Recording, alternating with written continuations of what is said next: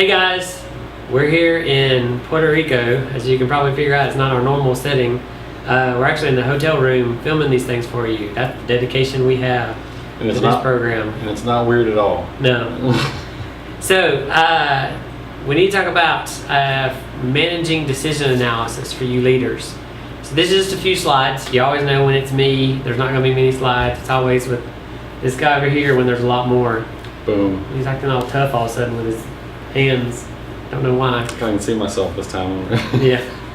So this is the first time when we video where we can see ourselves. It's kind of weird. Yeah, it's different. So we need to talk about managing decision analysis because that's the big thing that's going to happen this week for the design group. And so you guys and the leadership have to be ready to handle that. So this presentation, I literally think is 3 slides. And it's just 1 page in the book. And it's just going to talk about steps you need to think about when you're doing this. So if you look on the next slide, first step you need to do is you need to download the decision analysis spreadsheet from the Inspire's website. It's online. Yeah. And so you guys should be able to use it. It'll be a great tool for you to use. I would even use it to where you can actually highlight the cells, copy it, and then paste it into your PowerPoint and into your final document. So it works really well. We found that it really helped last spring when we created it the first time. So that's the first thing you need to do. But hey, the spreadsheet, it's got 3 different choices in it as a default. If you don't have 3 choices, go ahead and delete the extra stuff you don't need. Make the spreadsheet look like it belongs to you. Right. The spreadsheet was made to work for lots of different teams, so it might not work with you perfectly. So just, it's a little bit of editing. Right? Mm-hmm. So next thing you need to remember is you need to keep notes about everything you do. You need to appoint someone to be the secretary, whatever you want to call them, and they write down every reason why you decide something, because that is the most important part of this section, is the why. It's not the number that you get, it's the why did you pick that number, and that's what we've got to make sure you understand. So make sure and keep notes, and everybody on the team has to know what everything means.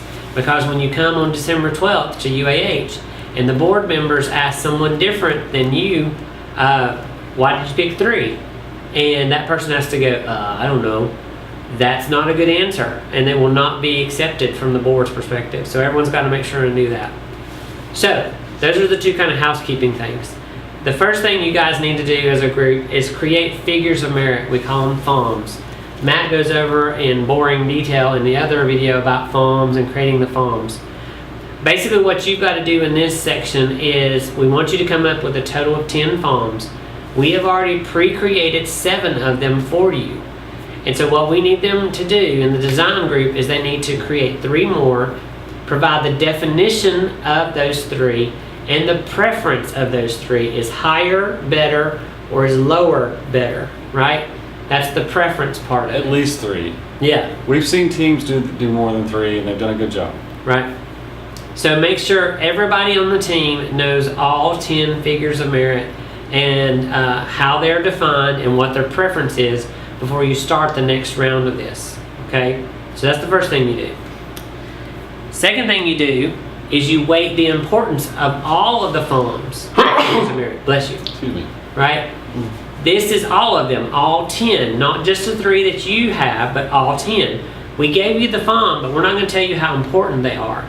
You, as a team, need to determine how important they are. Again, you use weights of 1, 3, or 9. Did I say any other numbers? No. I do not want to see any other numbers. What about 6? No. 4.5? No. Pi? No. The only ones, 1, 3, 9. That's it. 64? Nope. None. So, weight all the FOMs. 72? Make sure everybody on the team totally understands that weighting. Then set that aside. Okay? Move it to the side and keep going. So next you assess both designs from the 2 groups, right? You had group 1 and group 2 that came up with 2 concepts. There's concept 1 and concept 2. Now you need to take each of those concepts and plug them into the matrix and score them. So you look at the figure of merit and determine which one has the higher preference, right? And you figure it out from the 1, 3, or 9.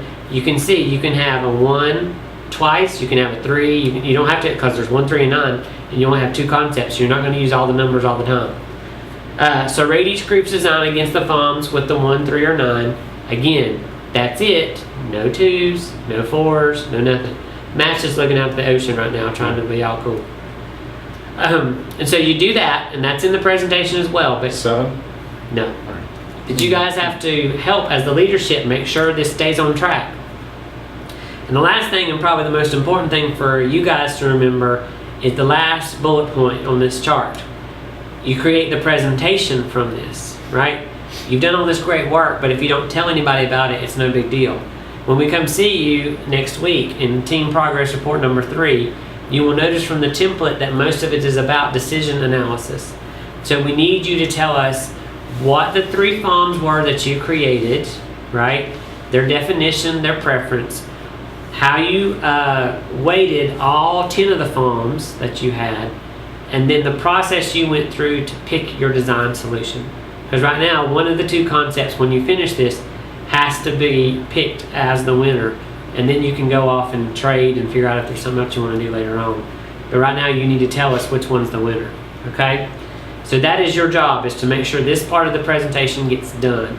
The design group can be doing all the great calculations and all that stuff and geeking out on that part, but you got to make sure and step back a little bit and make sure the presentation's ready for when we come, that we can see it, okay? So that's your assignment. Half of the reason I'm doing a decision analysis, it's well, I mean, you want to get to a decision, but you want to be able to explain your decision to people. That's as important as making the decision itself.